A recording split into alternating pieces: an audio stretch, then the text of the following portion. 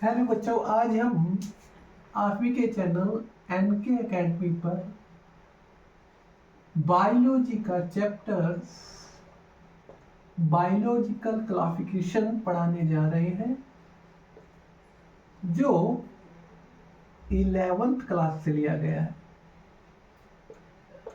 और 11th और 12th के मैं आपको सभी चैप्टर पढ़ाऊंगा और मुझे एक्सपीरियंस भी है बायोलॉजी का, 6 ईयर का एक्सपीरियंस है।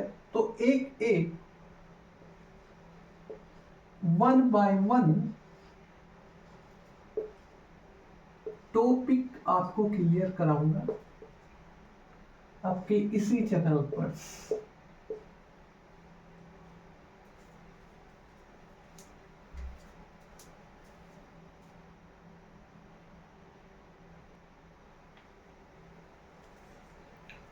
तो क्लासिफिकेशन होता क्या है? क्लासिफिकेशन है किसी चीज को उसके ग्रुप में बांटना।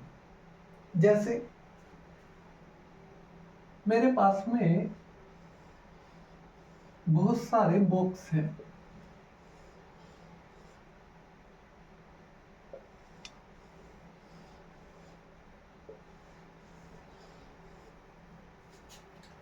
ये इंग्लिश का बॉक्स है,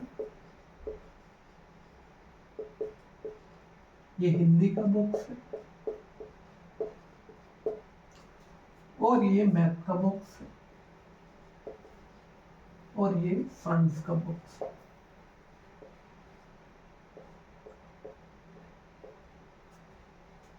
तो मैथ के बॉक्स में मैं मैथ की बुक रख दूंगा, इंग्लिश के बॉक्स में मैं इंग्लिश की बुक रख दूंगा, हिंदी में हिंदी की रख दूंगा। तो इसी को हम क्लासिफिकेशन बोलते हैं सिंपल भाषा में। सिंपल भाषा में हम इसी को किसी चीज को उसी के समूह में रख देना क्लासिफिकेशन या हिंदी में वर्गीकरण कहा जाता है।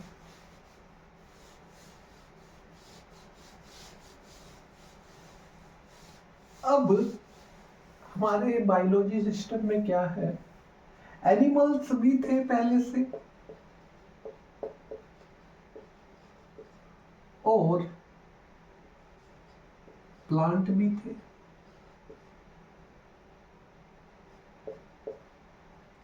लेकिन इनका क्लासिफिकेशन नहीं हो रखा था।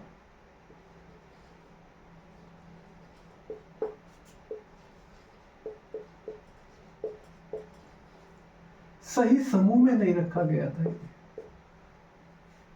तो उसके बाद में धीरे धीरे बहुत सारे साइंटिस्ट आते गए, सभी ने अपना योगदान दिया और उसके बाद में इनका क्लासिफिकेशन शुरू हुआ। तो सबसे पहले जो हमारे साइंटिस्ट आए थे, उन साइंटिस्ट का नाम था एरिस्टॉटल। साइंटिस्ट नेम है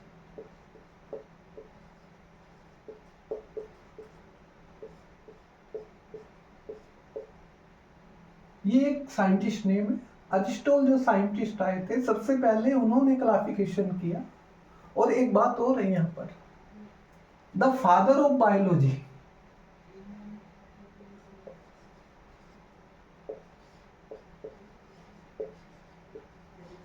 द फादर ऑफ बायोलॉजी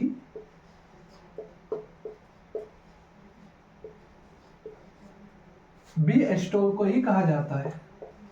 अभी जो बच्चे 11th क्लास में नए नए आए हैं,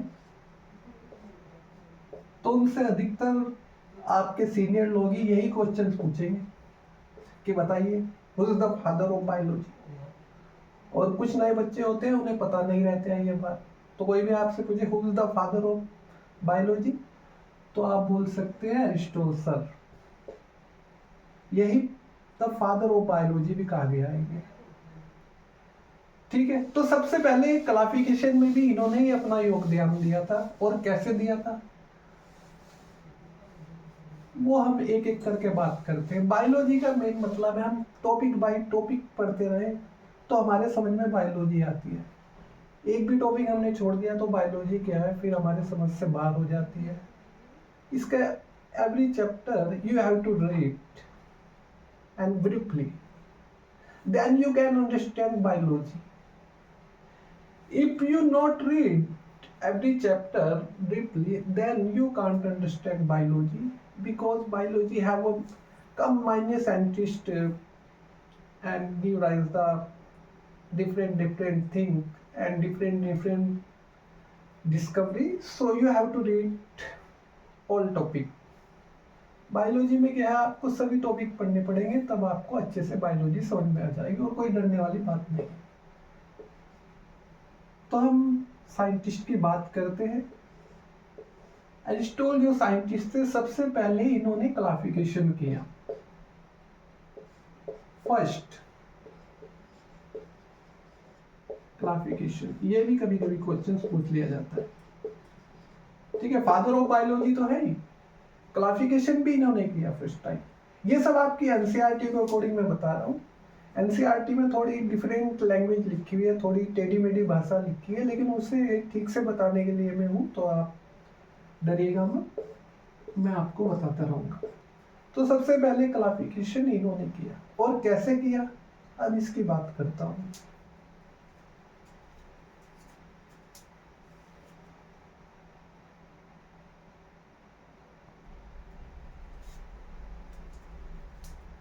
तो एनसीईआरटी में लिखा है there are many attempt classified organism. ठीक है, तो इस क्लासिफिकेशन को करने में बहुत सारे अटेम्प्ट यानी बहुत सारे प्रयास किए गए ऑर्गेनिज्म को क्लासिफाइड करने में, लेकिन एरिस्टोटल जो साइंटिस्ट थे उन्होंने भी यही किया। उन्होंने क्या किया, जैसे एनसीईआरटी में लिखा हुआ है, he use simple morphological characters plant into tree. उन्होंने क्या किया, प्लांट को ट्री में क्लासिफाई किया और इन्होंने इसका मॉर्फोलॉजिकल कैरेक्टर देखा। मॉर्फोलॉजिकल कैरेक्टर क्या होता है, उसकी बनावट, उसके फ्लावर्स, इन सब की बनावट और उसका थैलस वगैरह कैसा है, ये बात हम बाद में करेंगे। एक सिंपल बनावट समझ लीजिए आप मॉर्फोलॉजिकल कैरेक्टर्स के बारे में आप। तो उन्होंने प्लांट और ट्री को जो है एक मॉर्फोलॉजिकल कैरेक्टर्स पे क्लासिफाई किया। और एनिमल्स,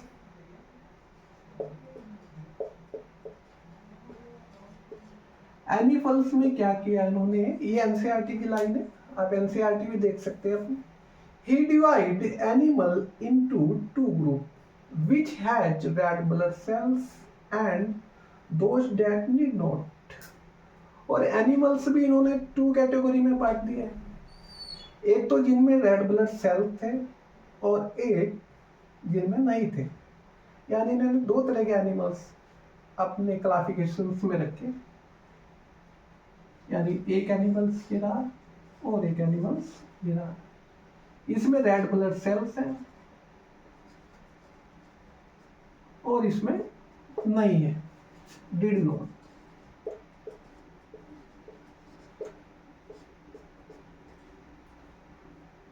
तो इन्होंने दो ग्रुप में एलिमेंट्स को रख दिया गया, और वो दो ग्रुप थे, एक जिनमें रेड ब्लड सेल थे और एक में नहीं थे।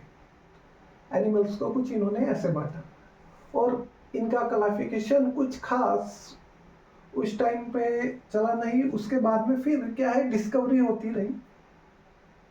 जब तक कोई डिस्कवरी नहीं होगी तब तक पुरानी डिस्कवरी को जो है सर्वमान्य माना जाएगा। जैसे ही कोई नई चीज अपडेट आ जाएगा उसमें, तो पुरानी चीज फिर इतनी मान्य नहीं होती है।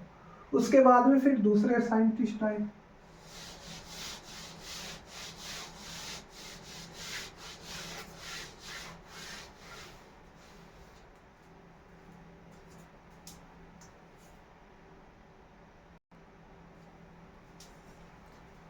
फिर साइंटिस्ट आए लीनियस।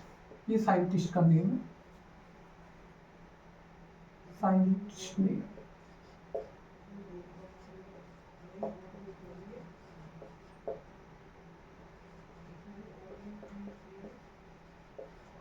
साइंटिस्ट नेम, इन्होंने भी यही कुछ किया, इन्होंने भी जो है दो ही किंगडम रखे, एनिमल्स एंड प्लांट। अब आप ये कहेंगे तो फिर डिफरेंट क्या रहा, वही तो उन्होंने किया था वही। लेकिन आपसे जब क्वेश्चंस पूछे जाते हैं, जैसे नीट की परीक्षा हो या मेडिकल के एग्जाम में क्वेश्चंस पूछे जाते हैं, मेडिकल एग्जाम, जैसे नर्सिंग के एग्जाम होते हैं, तो वहां पर ये क्वेश्चंस पूछे जाते हैं, कंपटीशन एग्जाम में ये क्वेश्चंस पूछे जाते हैं। तो आपसे वहां क्वेश्चंस पूछ लेंगे या आपके 11th में ही पूछ सकते हैं, वहां पे क्वेश्चंस लिख देंगे, हु डिस्कवर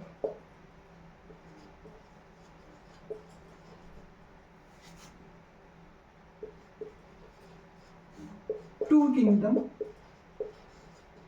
बस इतना ही लिख देंगे, आगे लिखने की जरूरत नहीं है। तो वहां पे आप एस्टोल वगैरह नहीं लिख सकते हैं, वहां पर आपको लिखना होगा अपने आंसर में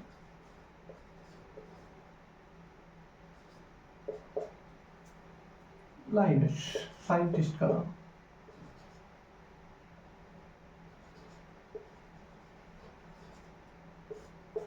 यही आपका सही आंसर होगा, वो डिस्कवर्ड टू किंगडम, तो आपका आंसर होगा लाइनस।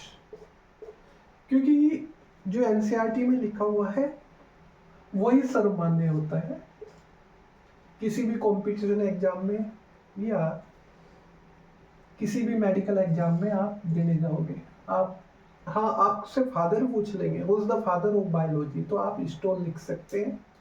अगर who give the two kingdom, तो आप लिखोगे लाइनस। तो ये आपका सही आंसर होगा। अब इन्होंने भी कुछ कमियां छोड़ी, क्या नहीं बता पाए। दो किंगडम तो इन्होंने बड़े आसानी से बता दिए कि दो किंगडम है, एक एनिमल्स है और एक प्लांट है, वो तो बहुत सारे साइंटिस्टों ने पहले भी बताया। लेकिन क्या डिफाइन नहीं कर पाए, उसकी बात करेंगे हम। ठीक है, तो हम देखते हैं क्या डिफाइन नहीं किया इन्होंने।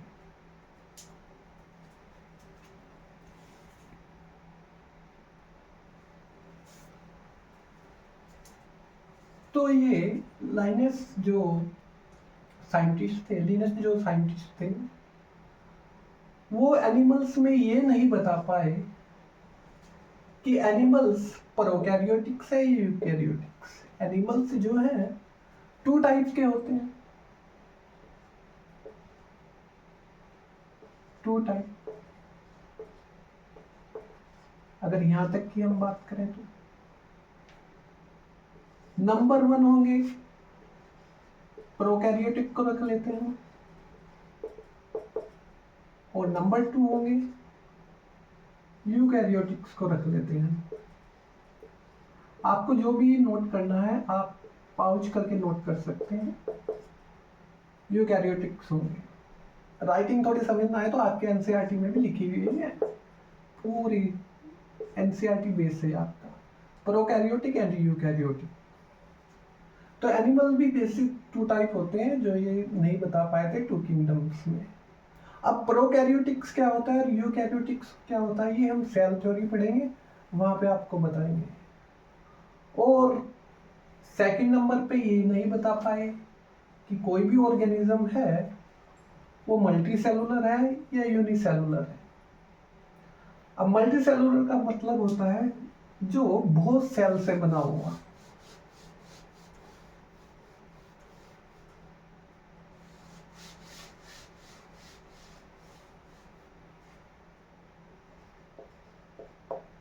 यूनिसेलुलर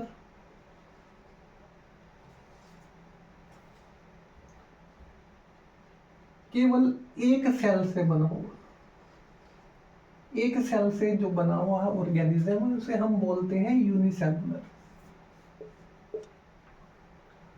उसमें पूरा वर्क जो होगा वो एक सेल के द्वारा ही होगा, यानी whole work done by one cell, that organism is called unicellular.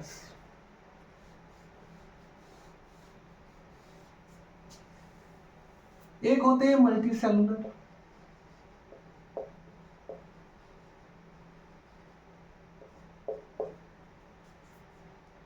Multi cellular क्या होता है? जो बहुत सारे सेल से मिलकर बने होते हैं। Which organism made by more than a cell that is called multicellular, यानी मोर सेल, एक से ज्यादा, तो उन्हें हम मल्टी सेलुलर का नाम दे देते। तो एक ये नहीं बता पाए कि मल्टी सेलुलर भी होते हैं और यूनिसेलुलर भी होते हैं।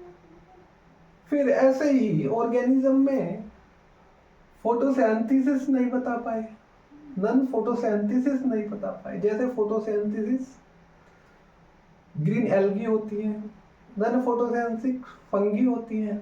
अब फोटोसिंथेसिस का मतलब क्या होता है?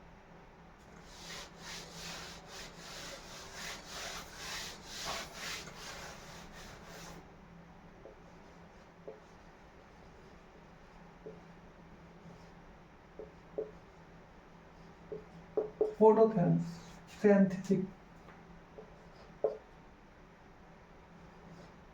which organism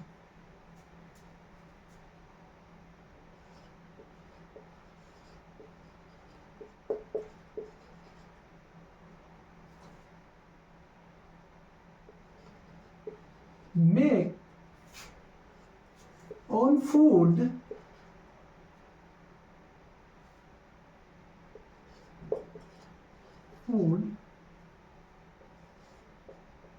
from sunlight,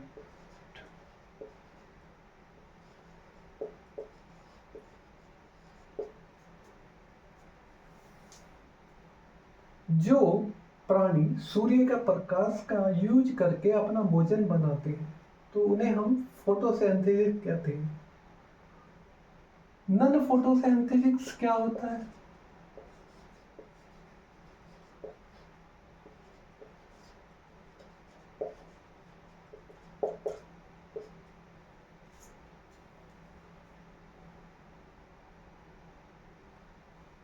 जो depend on other organism for food, या हम लिख सकते हैं which organism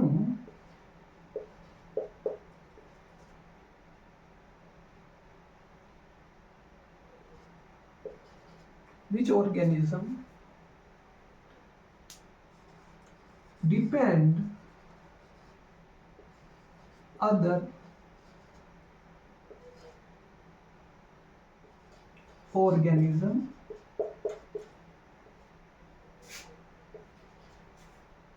for food requirement or food required। अब जब मैं ऑफलाइन पढ़ाता था तो वहां पे बच्चों से पूछता था, बताइए बच्चों आप फोटोसिंथेसिस हो या नहीं हो? आप भोजन के लिए अपने पे निर्भर हो या दूसरे पे निर्भर है? तो बहुत सारे बच्चे बोलते थे हम अपने पे ही निर्भर है। तो हम नन फोटोसिंथेसिस हैं, क्योंकि हम सूर्य के प्रकाश से जो हमारा फूड बनता है, जो गेहूं चावल जो हम खाते हैं वो सूर्य के प्रकाश से पैदा होता है और फिर हम उसे ग्रहण करते हैं। तो इसलिए एनिमल्स तो मोर देन जो है, एनिमल्स तो नन फोटोसिंथेसिस से होते हैं। फोटोसिंथेसिस प्लांट और एल्गी होते हैं, कुछ बैक्टीरिया भी हैं। जब हम पढ़ाएंगे आगे तो बता देंगे कौन कौन से होते हैं, वो कॉम्पिटिशन एग्जाम में पूछा जाता है।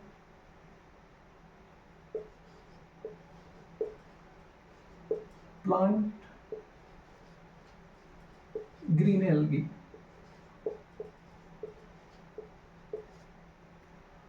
ये सब फोटोसिंथेसिस में आते हैं। तो ठीक है, नेक्स्ट वीडियो आप जरूर देखिएगा। पहले इसे बताइएगा आपको ये वीडियो कैसी लगी, बायोलॉजी पढ़ाने का तरीका आपको कैसे लगा, या कुछ इसमें सुधार करना है तो आप जरूर बताइए।